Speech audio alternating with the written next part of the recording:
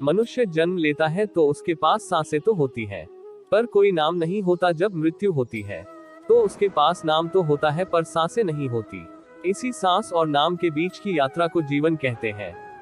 न किसी के अभाव में जियो, न किसी के प्रभाव में जियो। ये जिंदगी है आपकी, अपने स्वभाव में जियो। जो कुछ हुआ अच्छे के लिए हुआ, जो हो रहा है अच्छे के लिए हो रहा है, जो होगा वह भी अच्छे के लिए ही होगा। तो सकारात्मक रहो और अपना कर्म करो। समय कभी नहीं रुकता। आज यदि बुरा चल रहा है तो कल अवश्य अच्छा आएगा। आप केवल निस्वार्थ भाव से कर्म कीजिए और वही आपके हाथ में है। सुख दुख का आना जाना सर्दी गर्मी के आने जाने के जैसा ही है, इसलिए इन्हें सहन करना सीखना ही उचित है। श्री कृष्णा सर्वश्रेष्ठ सुविचार। जीवन में आधे दुख इस वजह से आते हैं क्योंकि हमने उनसे आशाएं रखी जिनसे हमें नहीं रखनी चाहिए थी। तुम अपनी पीड़ा के लिए संसार को दोष मत दो। अपने मन को समझाओ, तुम्हारे मन का परिवर्तन ही तुम्हारे दुखों का अंत है। जीवन में समय चाहे जैसा भी हो, परिवार के साथ रहो। सुख हो तो बढ़ जाता है और दुख हो तो बढ़ जाता है। जीवन को भगवान से जोड़ दो, सब भगवान पर छोड़ दो। शांत रहना सही है पर जब गलत हो तब नहीं। मनुष्य का जीवन केवल उसके कर्मों पर चलता है। जैसा कर्म होता है वैसा उसका जीवन होता है। जीवन ना कल में है ना आज में है, जीवन इस पल में है, इस पल का अनुभव ही जीवन है। हम दुनिया से कभी शांति नहीं पा सकते जब तक हम खुद अंदर से शांत ना हो। भगवान श्री कृष्ण जी कहते हैं कि हमें किसी से भी अंधा प्यार नहीं करना चाहिए। हमारा किसी के प्रति अंधा प्यार हमें कभी भी आगे बढ़ने नहीं देता। अधिक प्रेम भी व्यक्ति को बुद्धिहीन कर देता है। अनुमान मन की कल्पना है और अनुभव जिंदगी का सबक है। सच्ची खुशी तभी होती है जब आपकी सोच, कथन और कर्म में समानता हो। जीवन में कभी निराश नहीं होना चाहिए, क्योंकि कमजोर आपका वक्त होता आप नहीं। जैसे तेल समाप्त हो जाने पर दीपक बुझ जाता है, उसी प्रकार कर्म के क्षीण हो जाने पर भाग्य भी नष्ट हो जाता है। मौन सबसे अच्छा उत्तर है किसी ऐसे व्यक्ति के लिए जो आपके शब्दों को महत्व नहीं देता। किसी के प्रति मन में क्रोध लिए रहने की अपेक्षा उसे तुरंत प्रकट कर देना अधिक अच्छा है। जैसे क्षण भर में जल जाना देर तक सुलगने से अधिक अच्छा है। इंसान चाहे जितना भी खुद को व्यस्त रख ले, जिससे वो प्रेम करता है उसकी यादों से नहीं बच सकता। वो मूर्ख है जो प्रेम को बकवास कहते हैं। प्रेम इस दुनिया की जड़ है जिससे दुनिया बनी है। दया होनी चाहिए, कमजोरी नहीं, ज्ञान होना चाहिए, अहंकार नहीं। माता पिता बनना अत्यंत सुखद अनुभव है। उत्साह से जीवन जीना और स्वयं पर महारत हासिल करना खुशी देता है। जिस व्यक्ति के विचार मैले हैं, जो लापरवाह है और धोखे से भरा हुआ है, कोई कुछ भी बोले, स्वयं को शांत रखो। धूप कितनी ही तेज हो, समुद्र सूखा नहीं करते। मन की गतिविधियों, होश, श्वास और भावनाओं के माध्यम से भगवान की शक्ति सदा तुम्हारे साथ है और तुम्हें बस लगातार एक साधन की तरह प्रयोग कर सके सभी कार्य कर रही है। तुम उसके लिए शोक करते हो जो शोक करने के योग्य नहीं है और फिर भी ज्ञान की बातें करते हो। बुद्धिमान व्यक्ति ना जीवित और ना ही मृत व्यक्ति के लिए शोक करते हैं। अगर तुम अपना कल्याण करना चाहते हो तो सभी तरह के उपदेशों, सभी धर्मों को छोड़कर मेरी शरण में आ जाओ, मैं तुम्हें मुक्ति प्रदान करूंगा। धर्म चाहे जो भी हो, अच्छे इंसान बनो, हिसाब हमारे कर्म का होगा, धर्म का नहीं। तुम्हारा मोहग्रस्त होकर अपने कर्तव्य पथ से हट जाना मूर्खता है, क्योंकि इससे ना तो तुम्हें स्वर्ग की प्राप्ति होगी और ना ही तुम्हारी कीर्ति बढ़ेगी। बुरा वक्त आपको जिंदगी के उन सच से सामना करवाता है जिनका आपने अपने अच्छे वक्त में कभी ख्याल भी नहीं किया होता है। खुशियां मन की एक स्थिति है, बाहरी दुनिया से इसका कोई लेना देना नहीं है। खुशियां मन की एक स्थिति है, बाहरी दुनिया से इसका कोई लेना देना नहीं है। खुशियां मन की एक स्थिति है, बाहरी दुनिया से इसका कोई लेना देना नहीं है। मनुष्य की इच्छाएं अनंत है। यदि इच्छाएं पूरी नहीं होती तो क्रोध बढ़ता है और इच्छा पूरी होती है तो लोभ बढ़ता है। इसलिए जीवन की हर स्थिति में धैर्य बनाए रखे तथा इच्छाएं सीमित रखे। अगर तुम मनुष्य अपना कल्याण चाहते हो तो सभी उपदेशों, सभी धर्मों को छोड़कर मेरी शरण में आ जाओ, मैं कृष्ण तुम्हें मुक्ति प्रदान करूंगा। कर्मयोगी अपने मन और बुद्धि की शुद्धि के लिए ही अपने शरीर, मन, बुद्धि और इंद्रियों के साथ आसक्ति रहित होकर कर्म करते हैं। हे अर्जुन, मैं सर्वज्ञ हूँ, मैं इस सृष्टि का रचनाकार हूँ। मैं भूत, वर्तमान और भविष्य के सभी प्राणियों को तथा उनके विचारों को जानता हूँ, किंतु वास्तविकता में कोई मुझे कोई नहीं जानता है, ना ही समझता है। लोग कहते हैं अपनों के आगे झुक जाना चाहिए, किंतु सच बात तो यह है जो अपने होते हैं वह कभी झुकने नहीं देते। परिवर्तन ही इस संसार का नियम है। ये प्रकृति है जो सभी गतियों का कारण बनती है।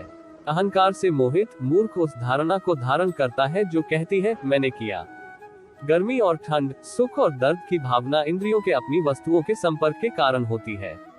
वे आते हैं और चले जाते हैं चिरकाल तक। आपको उन्हें स्वीकार करना चाहिए। पूर्ण लगन के साथ अपना कार्य करो, लेकिन उसके फल की इच्छा मत करो, क्योंकि जब आप फल की इच्छा करते हैं तब कहीं न कभी आप अपने कार्य में पूर्ण रूप से समर्पित नहीं हो पाते। गति के लिए चरणों पर ध्यान देना आवश्यक है, किंतु प्रगति के लिए सदैव आचरण पर ही ध्यान देना चाहिए। प्रकृति द्वारा निर्धारित कर्तव्य का पालन करते हुए व्यक्ति ने कोई पाप नहीं किया।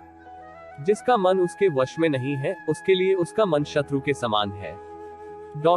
हमारी आस्था की परीक्षा तब होती है जब हम जो चाहे वो न मिले और फिर भी हमारे दिल से प्रभु के लिए शुक्रिया ही निकले।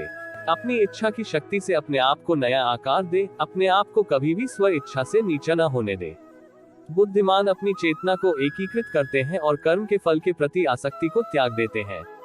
मनुष्य अपने विश्वास से निर्मित होता है, जैसा वो विश्वास करता है वैसा वो बन जाता है।